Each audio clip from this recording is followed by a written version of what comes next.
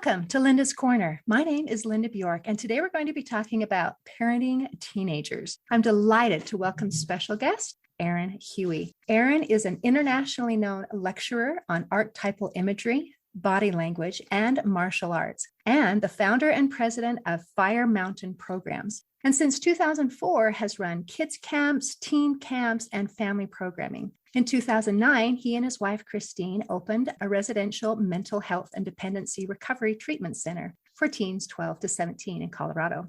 Fire Mountain Residential Treatment Center was named one of the top 50 healthcare providers in the United States, and in 2020, named one of the top 100 innovators in healthcare. You can find Aaron on Facebook at Parenting Teens That Struggle for a ton of free information and advice. And you can find his masterclass at brabapp.com. And I'll include those links in the description. He's also a podcast host, and he is fantastic. You can find him wherever podcasts are found. All right. So, Aaron, I'm so glad that you could join with me today. I'm so excited to be talking about parenting and about working with kids who give us a run for our money. And I loved, as I was reading through your Q&A and what kinds of things to ask, you talked about a suggested question of why teens make bad choices. And then you put, they don't. I'll explain. They don't. And I loved that because I can tell right away that you are an advocate for teens. You get it. You get it. So help us to be able to get it so that we can be on the same page and be happy and like our teens when they're doing stupid things. So I think first and foremost, thank you for bringing me on your show. You were an amazing guest on mine, and I was so appreciative of the level of skill that you brought. And we're dealing with things going on with my audience, with my clients and stuff that is so over the top intense. And your voice was so reassuring, calming, and acknowledging that the sun will also rise. And that's going to happen. Now, how you create that next moment for yourself is what's important.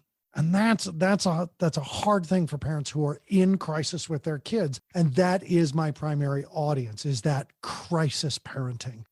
These are parents whose kids are hurting themselves desperately, and they're addicted to things, and they're suffering mental health issues. And it's all crashing and burning in this cacophony of adolescence, puberty. Gross. I know, right? And as you're describing all of these horrible, horrible things, and in my mind, I'm still having, they don't make bad choices. Don't make bad choices. So I'm super excited to see you flip this on its head so that parents can say, wait, what? This is okay. It's okay. And it's going to be okay because, man, having lived that experience myself at the moment, it so did not feel okay. I mean, very un-okay, to put it mildly. So how is this okay that they're making these choices? Yeah. So first of all, we have to embrace a question. Is this willingness or capability? Because choice implies willingness. Are you willing to make a better choice than the one that you just made? Are you willing to make a good choice? That, in my opinion, is a bad choice. Are you willing to make a better choice? But so often in crisis, we are dealing with capability. What choice is a child capable of making in this moment? We think as adults with a fully developed prefrontal cortex that there are 1,000 decisions that we can make in this moment. But we're not talking about an adult with a fully developed prefrontal cortex. We're talking about a child. And it's hard because these children are tall with deep voices and loud screaming and adult-size attitudes and adult-size issues and problems, but still with child brains. And there is a limit to the capability that a child makes. So that's number one, is this decision about this decision that they've made, this choice that they've made, is it willingness or capability? Now, that's the first thing. And you only get a couple of seconds to consider that, because number two is very simply this: everything is an expression of need. Me being on your show is an expression of need to be loved, connected with, listened to. Why? Because my biological father never did any of those things with me. having a podcast, me being a parent coach, all of these things are expression of needs. And everything everybody does, I know that's a big, broad statement, but prove me wrong. Everything that everybody does is based on one of 5 human needs: safety, power, connection, freedom, and worth. And those are in developmental order. Safety happens in the womb. Power happens at 18 months. Connection happens at 7 and up. Freedom happens at 18, and worth is everything that we see adults doing and why they are doing what they do. Now, we have all of those needs at all times. They develop in that order. And that's why kids make the decisions that they do, because of safety, power, connection, freedom, or worth. Let me give the most basic example. And I've given this one 1,000 times because I've asked this question to teenagers 1,000 times. Why do you smoke? You have been growing up in your schools with posters on your walls that says, don't smoke cigarettes, bad for you. It'll kill you. It is turn your teeth yellow and your clothes smell and you lose your sense of smell and you lose your sense of taste and other people don't want to be around you. Blah, it's gross. And there's not an adult on this planet that will tell you that smoking is healthy. So why do you smoke? And the teenagers gave, when I would ask that to the thousands of teens I've worked with over the years, would ask that question, why do you smoke? You know better. Why do you do it? Why do you make that choice? And they all say one of these, if not all 3 of these things. I get to take a break from my life. I just get to take a break. Or they say, well, I go outside and I hang with my friends. And you see, it's not about the smoking. And in fact, Linda, if you came to me and said, oh my God, Aaron, I got this client driving me up the wall. She just won't get it. She can't do it. I can't sleep. Like this. I don't know if this client is traumatizing me. Like, I don't know. I would say, Linda, here's my prescription for you, Linda. I need you to take a break from seeing clients for a second. I need you to go outside. I need you to get it with a support group. And I'm going to add one more. I want you to take deep breaths. Right. And that's pretty common advice for a therapist. But I just described smoking. And add 2 deep breaths, hanging with a group of friends, going outside and taking a break, add to one of the most intoxicating, addictive, poisonous substances on the planet and introduce that to your brain chemistry. That's why they smoke. It's because safety, they took a break from their problems. Power, parents are telling them not to. They're bucking the system. Freedom, they're taking a break. Worth, they've got a community of friends. And connection. That's why. So is that a bad choice or is it a risky choice? So bad and good choices versus, hey, that's a risky choice. That could go bad places. So there's a difference between a bad choice and a risky choice. So perhaps what you would say is kids aren't making bad choices, they're making risky choices. Is that the way you would put it? I would then begin the conversation with the parents where they say, okay, fine, it's a risky choice. And I'm saying, is it? Because I can tell you, Linda, when I was high, I was happy. And when I was sober, I was suicidal. Because I was abandoned by my biological father. I was bullied mercilessly as a child. And then when in the first year of being away from home, I was sexually assaulted by my best friend. And so I started using cannabis on the daily basis. Why? Because it felt good. Because I wasn't suicidal when I was high. Because when I was high, I could listen to music and experience freedom and feel safe around other men. And I was happy. But the moment I was sober, the depression and the anxiety and the suicidality and the loneliness and the betrayal and the abandonment and all that crap came back. I had a lot of people telling me I needed to stay sober. And I had a kid and I had a wife. But when I was sober, I was ready to die. So tell me, was it a risky decision or was it an effective decision? Because my habituated condition pattern kept me alive until I actually dealt with the problem. And I'll tell you, the problem wasn't cannabis. Right. As you're describing your scenario, and I am so grateful that you're helping to share your story and to be able to open this, and I would love to hear more. I recently read The Body Keeps the Score by Dr. Bessel van der Kolk. Brilliant book. And he talks about when the problem is the solution. How so many behaviors, risky behaviors, addictive behaviors, coping behaviors that are very bad decisions that hurt us. They hurt our bodies, they hurt our minds, they hurt our relationships, they hurt all of these things. And yet The reason that we do it, if you go a little deeper, is because it is seen as a solution. Now, the tricky thing is about these, and you're describing your situation and saying, that sounds like you really have no regrets. But as we're trying to actually heal, and you made a distinction between that coping and between healing, and there's a big difference. Yeah. So what made you go from coping to healing, and then what behaviors do you do to heal? First, let me clarify. I have a million regrets, and I am not one of those people who says no regrets, no regrets. No, I regret everything I did and who I was. And if I don't regret, then I placate it and belittle the mess of a father, the mess of a husband, the mess of an employee, the mess of a community member that I was as a drug dealer and a drug user. And I used cannabis. That was my drug of choice. But I regret the man I was who used cannabis on the daily basis to avoid dealing with the discomfort of his life. My solution caused more problem. And I had already proven that I wasn't good at handling problems. So I used more cannabis. Now, have the argument with me around whether cannabis is addictive. I don't care. And trust me, I've had that argument with thousands of teenagers. And my response is, I don't care.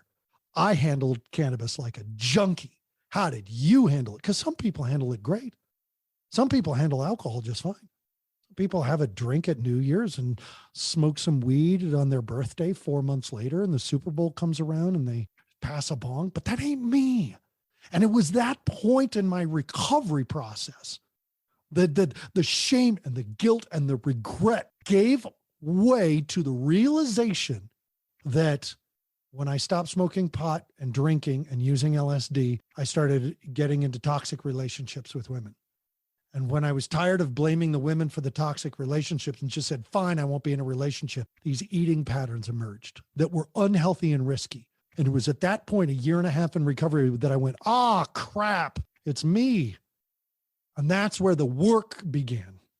Ooh, okay. That is an important golden nugget where you talked about, okay, I had toxic relationships, so I blamed the women. And you talked about the experiences with your father, which really you didn't choose, or experiences being abused, which you didn't choose. We don't choose a lot of these negative things that we have. But even when we didn't choose the situation, we still have to take the accountability for the healing process. So you having this wake up moment and changing and putting the responsibility onto your own shoulders, that's a hard thing. Yeah. It's uncomfortable. So then what do you do next? Well, and let's address that giant gorilla that just got brought up, right? Because who in their right mind would choose addiction, right? Who would make a bad choice like that? Because now we're back to the beginning. Why, Aaron, would you choose? I didn't. Just because I have a computer doesn't mean I chose to get hacked. Just because I'm wearing a short skirt doesn't mean I chose to be sexually assaulted. Right? But what you said is important. The next moment can be my choice if I take it. And I can create my day, or my day creates me. But there are certainly things will happen in the creation of the day that can bring chaos and pain. Dragons attack villages unwelcome. And when the king, queen hire the warrior to go battle that dragon, well, that's a conscious decision to face something that came from the outside. We can't blame victims, but victims can take the power of healing back. And it was in that moment where I was like, crap, it's me. And here's what I'll say to every parent listening. The moment you do that, when your kid is making unbelievably risky choices, is the moment you begin to take your house back. Because I know this 12, 13, 14, 15, 16, 17, 18-year-old is running the home. That's how every phone call I get begins. My child is running the home. I don't know how that happened. Well, it's because you're waiting for them to change. And if they change, you'll get your home back. That's not how this works. How this works is you take your home back. And how do you do that? You take full responsibility for what happens next. Now, you can't take full responsibility for what happens next to your child, but for you, for your home. And so the recovery begins with you. You don't send someone to treatment. You get your butt into treatment. And that's where treatment begins. You start the recovery process for you and hope your child follows. And yeah, you can put your kid in recovery. Yeah, you can put your kid in treatment. But here's what I know about treatment in children. It will fail 89% of the time if the parent doesn't change. As a treatment facility owner, I learned the statistic that a traditional 28-day recovery program fails adolescents 89% of the time. A, that's not enough time to change, and B, parents aren't doing the work. My program, when we were open, we had the biggest parent intervention that we could find in the United States. And our recovery rate, our success rate, according to the parents of children in our program, was 89%. Now, here's what I know about us flipping the script on that 89. It was the work we did with parents. We did great stuff with kids. Anybody can do great stuff with kids. But if the kid goes home to an environment that hasn't changed, they're going to go back to the way they were, because everything we do as parents creates this next moment. Did we give our kids weed? Did we give our kids heroin? No, of course not.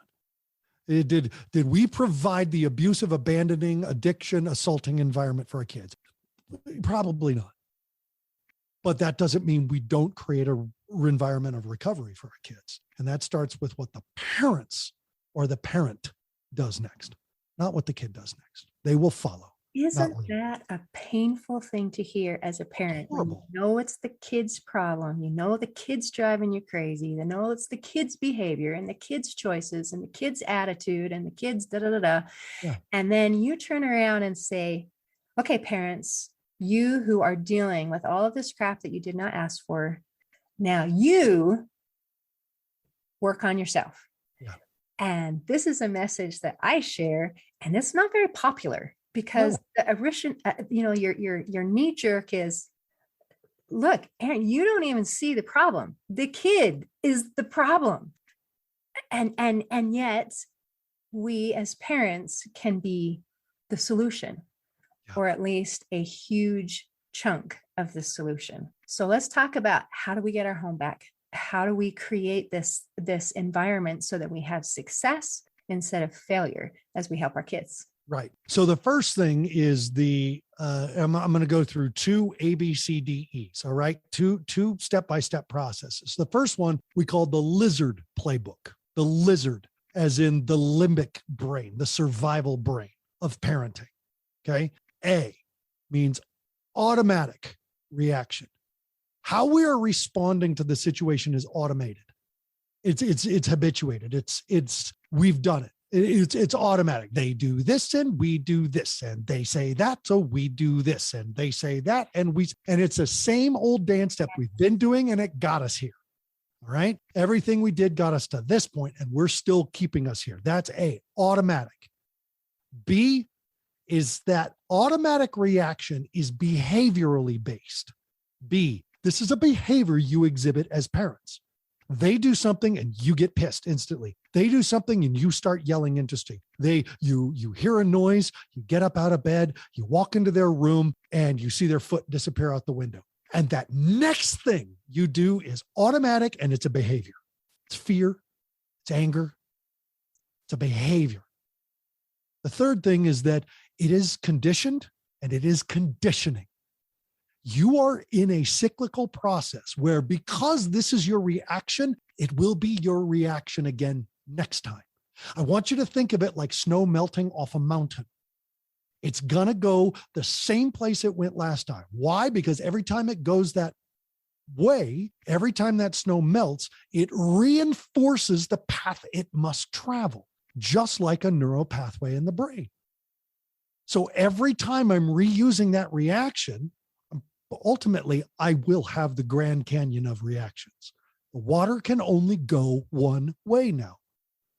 Then we say, well, just change. It doesn't work like that. Change does not work like that. You got to dig a ditch. So that's your D.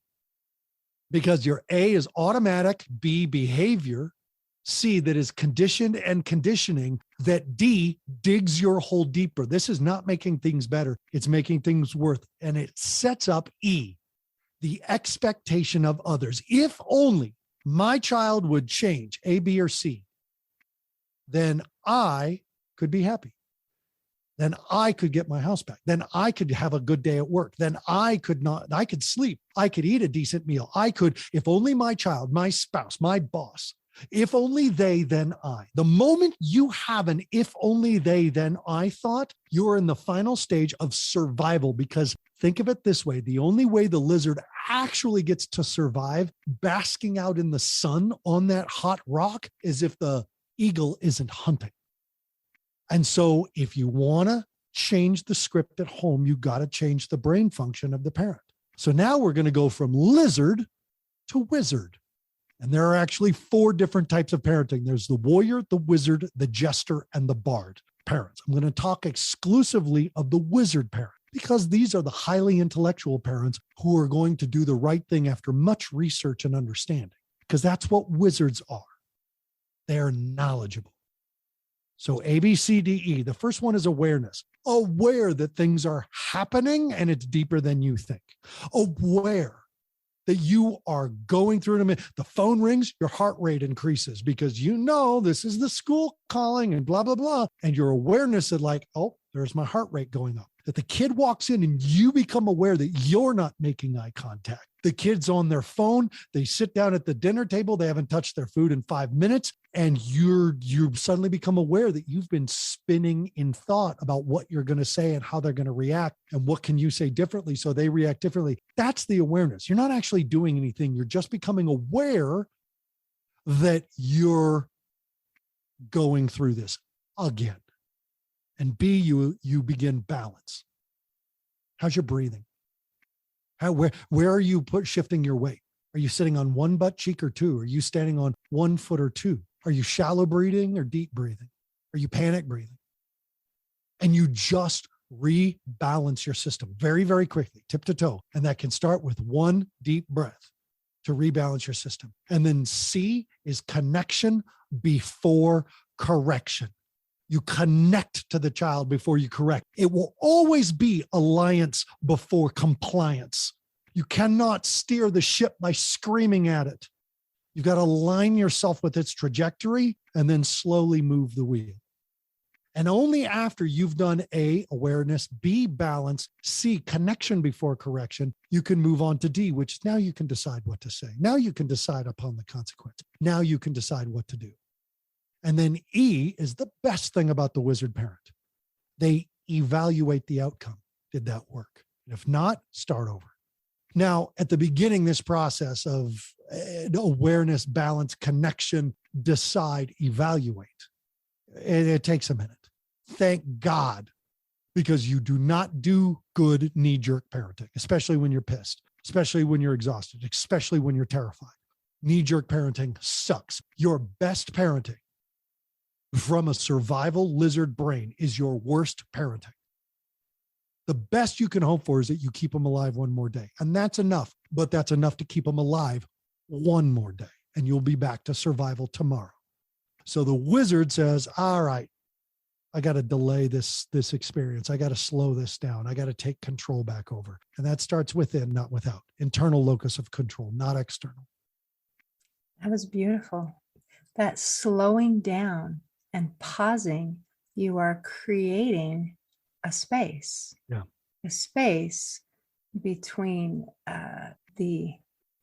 what they're doing and your response, that stimulus response. And that space, by opening up that space, it gives you a moment to think, to be able to act rather than to react. Right. And I know we talked before, but there's a quote from Viktor Frankl where he says, between stimulus and response, there is a space. And that space is our power to choose our response. And our response lies our growth and our freedom. And by giving that A, B, C before giving that response, you've expanded the space. Even something as simple as taking a breath rather than the knee jerk of yelling is creating a space. I need a little bit of a space to be able to think and process, or the knee jerk just happens. And that's amazing, as you talked about that dance that we do. And again, to go back to that natural thought process of, no, it's my kid, it's not me. But if we change our dance steps, they have to change their dance steps, because we've changed the pattern of the way that things are going. And they don't have a choice but to change their pattern as well. It doesn't mean we force what the change is going to be, but there has to be some kind of change, because we've changed our response. The first thing that has to be acknowledged here is that this is way easier said than done, right? Because we're dealing with a conditioned pattern of reacting immediately out of fear. This is not a simple thing. It's like the flinch. Someone's hand flies up in your face and you immediately flinch away. Try to train that out of yourself, right? This is why a 28-day, a 30-day recovery program for an adolescent is a joke, is because you are now trying to override the Grand Canyon with an irrigation ditch. It ain't gonna happen. You've got to take the therapeutic time to work this process on what I call the 99 and 1. You have to practice this 99% of the time, so that the one time that you really need it, it's automatic. The samurai called this the mushin, or the no mind, where they would practice a move over and over and over. Malcolm Gladwell gives it a 10,000. That's how many times you have to practice something for something to become expert, automatic. And because I've worked with so many kids and parents over the years, so much of my response in these conversations are automatic. And every time I give these responses, I'm reinforcing my own process. And as a father of a 25 and a 26-year-old boy and girl, I have a coach, because I still struggle with my responses. This is life work. Recovery work is life work. And parents, if your child is struggling, if they've had a suicide attempt, they're dealing with depression and anxiety, if they're dealing with addiction, if they're dealing with self-harm, mental health, any of them. Dr. Patch Adams was one of my early mentors. I got a chance to meet him, and he invited me to teach at the Gesundheit Clinic. He said, Grandma doesn't have Alzheimer's. Your family has it. Treat the family. Grandma may not make it. The family has to. And that's no different for anything. What we're dealing with COVID-19, you have to treat the family. The single person doesn't go into quarantine. The whole family does, to make sure the whole family is going to be healthy, so that we don't spread something. It's the same with cancer. You're telling me that only affects the cancer person? It affects the entire family. Have you ever worked with a family whose child has tried to commit suicide? Guess who's traumatized? Everybody. So treat the family. And this is the parents' treatment. And we have to start with the parents, because Linda, you and I both know, and I have asked this question to 1,000+ parents. Tell me one life lesson that changed how you behaved because of a lecture your mom or dad gave you. Zero. I've never heard a parent say one. You know what changes our behavior? What our parents do. Not what they say, what they do, or what they didn't do. We are byproducts of what our parents did or did not do. So this result will come from you changing what you do in your home. Right. And some of my doing is the words that come out of my mouth. Absolutely. So I am going to say that our words matter. And I can't say that nothing that my parents ever said didn't affect me. But in that situation of a lecture where I am, to sit and listen while they make sounds at me, that never works. But see, that's what you're saying. In a conversation. Yeah, but what you're saying is that we're still dealing with the fruits, where the roots, even if you realize that you don't like these oranges, taping apples to the tree, saying something different is not going to suddenly create an apple tree. You got to hit the roots. And that's the work. What words come out of our mouth are a byproduct of what's going on internally. And Linda, here's the key, because I get asked this all the time. Do I take away the cell phone or not? Like they're always on it. They're addicted to social media, video games. Do I shut off the internet? Do I take away I don't care. What I care about is how you do it. Because if I say to you, Linda, okay, that's enough. I'm done. Give me your phone. No, give me the damn phone. I'm tired of paying it. You've been sending nude pictures of it. Give it to me right now. No, don't you look at me. Give it to me. Versus, hey, kiddo, I'm so sorry. Things have been going really rough, and I'm sorry you're going through this. Being a teen sucks. I know parents are controlling you, teachers, on and on and on. And this phone things have been a struggle for us. The rules have been broken. The rules have been violated. And so I will be consequencing you by removing it for a few days. I'm sorry, but this is hard and I love you. May I please have your phone? It's how you do it. It's not what you do. It's how you do. And that's what has to change. You want the words to come out of our mouth. If you want to say the words, oh my God, how could you make that decision? Are you going to say it from fear, fatigue, or fury? Or are you going to say it from love? Big difference. Yeah. And what you just described in this little phone analogy is an excellent description of the difference between discipline and punishment. Yeah. Where punishment comes from that place of reaction, that place of fear, that place of anger. And discipline, you even mention in your thing that there were rules in place, that the child knew what the expectations were. And then there is follow through, where it is, these are the rules, these are the consequences that we have already discussed. This is not a surprise to you, and we are following through. There's not anger involved. There might be, you might be angry, but in your description, it was, no, we're following through. And that is beautiful. I think discipline is the way that we should parent rather than that punishment. Punishment is just revenge. And in that moment, I may be so angry, but if that anger comes through in my voice, they're going to focus on the anger and they will be instantly defensive. But that's why there's this thing that and we said it when you were on my show, every expert, every parenting coach, every psychologist, psychiatrist, counselor, therapist says self-care first.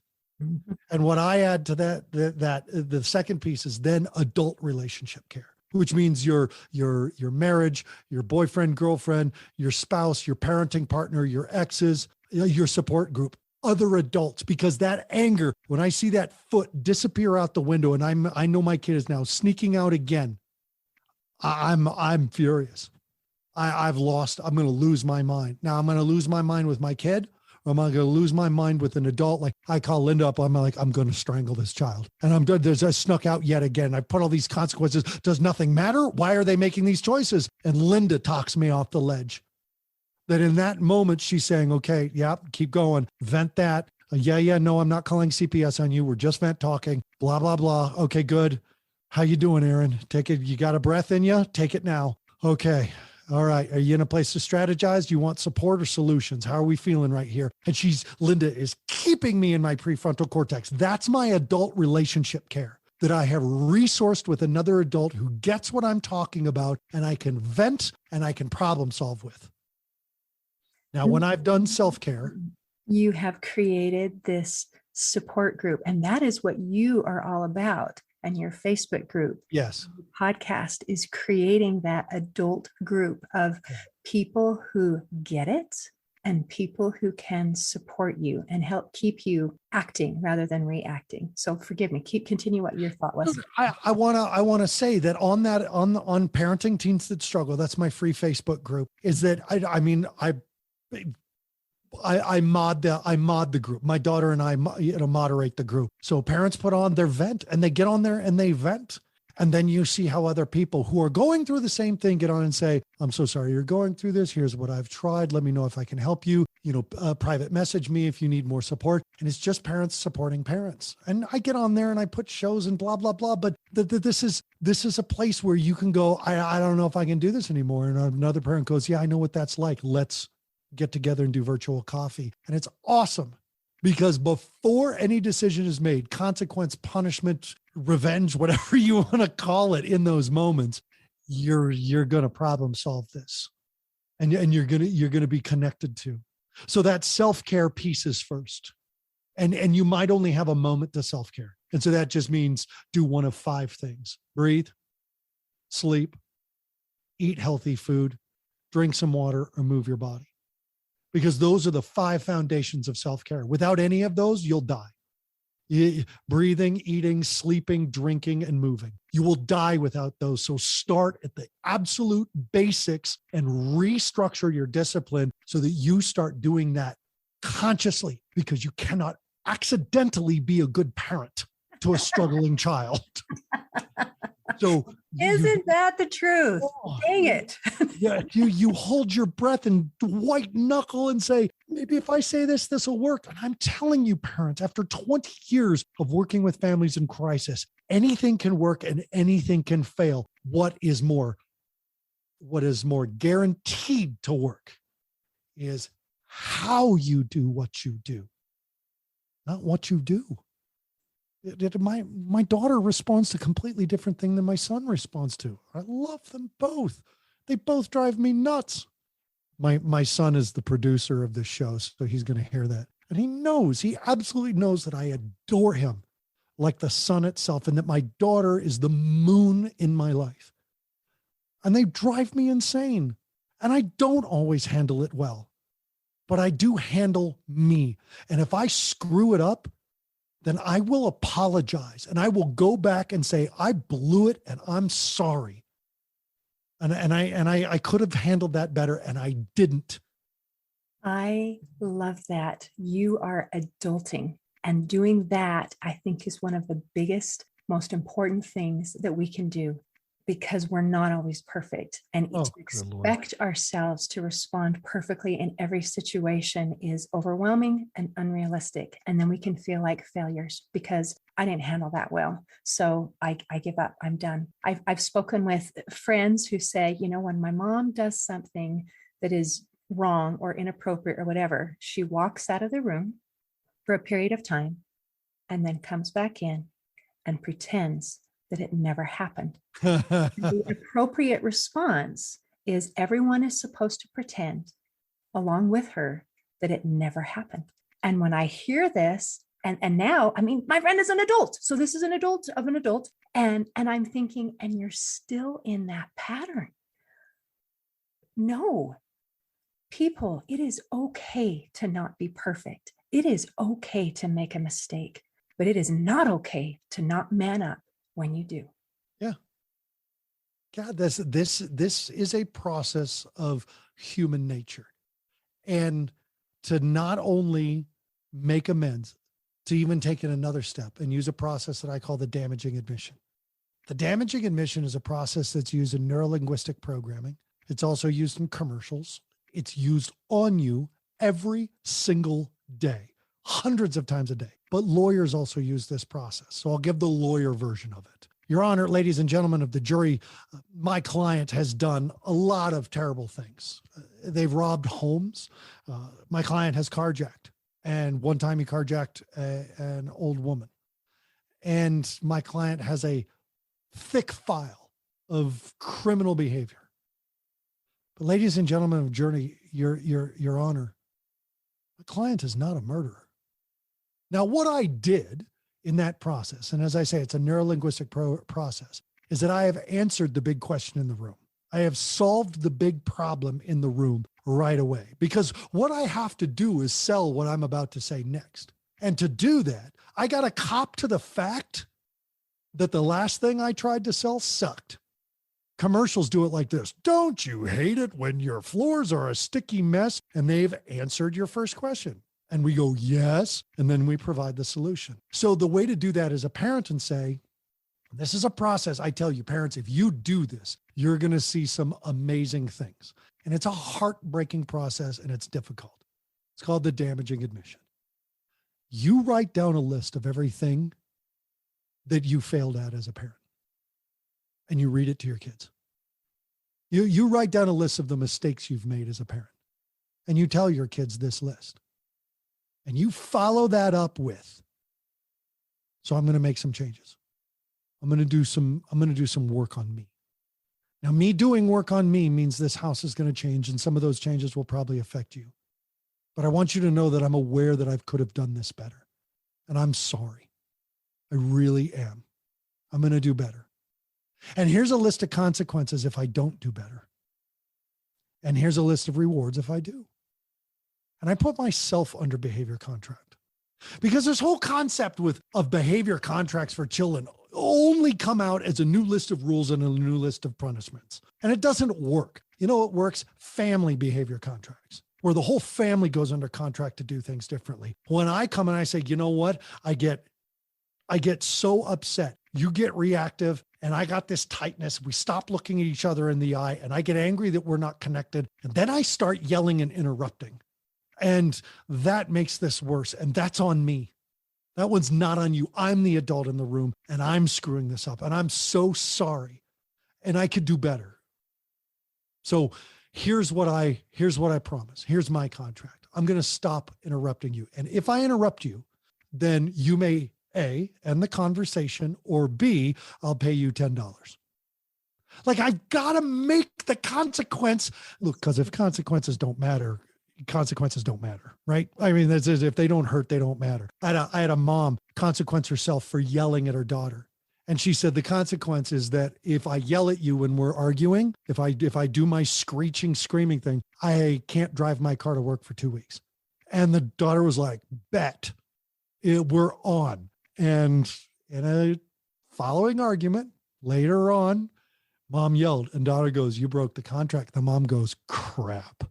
I sure did, didn't I? And for 2 weeks, she rode her bike and she felt better than driving her car. She felt invigorated. Her brain was working better. She dropped 3 pounds. And the whole way to work and that hill back made her think about yelling at her daughter and what was more important than that. That's consequence. And if parents aren't setting the example on how to live through uncomfortable consequence, what do we expect the children to do? We are in a society of comfort and avoidance. And it's through discomfort and conflict that we learn resilience and figure out who we are as people. Because life, 12 years old, life is going to show up at your child's doorstep. And you think you're still big enough as a parent to protect them. You're not. And every time you try to solve their problems, if your solutions fail, then their problems are now yours. But Linda, like the example you gave in my podcast, you stand aside and communicate trust that they can handle this thing that they've created. You'll be an ally. You'll be a support. You'll be there. Connection before correction. You'll be there. But they start to learn who they are through dealing with consequence, through conflict. I'm not saying tough love. Tough love is crap. Tough love is shit. It failed as an experiment.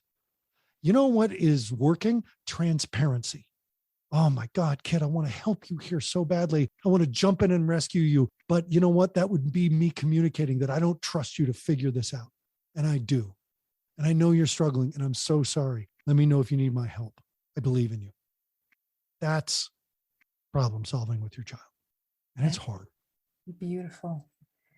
This is so important and such useful information. Aaron, thank you so much for becoming what you have become so that you can help other people in their process of becoming good parents and good people. It is beautiful. And thank you for visiting with me today. Well, thank you, Linda. It has been enlightening. In closing, I'd like to share a quote by Ron Taffel. He said, as kids reach adolescence, they need more than ever for us to watch over them. Adolescence is not about letting go. It's about hanging on during a very bumpy ride. If you're raising teenagers, I encourage you to hang on with positive expectancy, even when the ride feels bumpy. Thanks for listening. If you enjoyed this episode of Linda's Corner, please share and subscribe to help us reach new listeners. I also invite you to check out my nonprofit, Hope for Healing, at the website hopeforhealingfoundation.org. for free ebooks, free audiobooks, and other free resources to help increase happiness, build confidence and self-esteem, strengthen relationships, manage stress, and calm feelings of depression and anxiety. I also invite you to grab a copy of one of my books, like Crushed, A Journey Through Depression, or Amazon bestseller, You Got This, an action plan to calm fear, anxiety, worry, and stress. See you next time on Linda's Corner.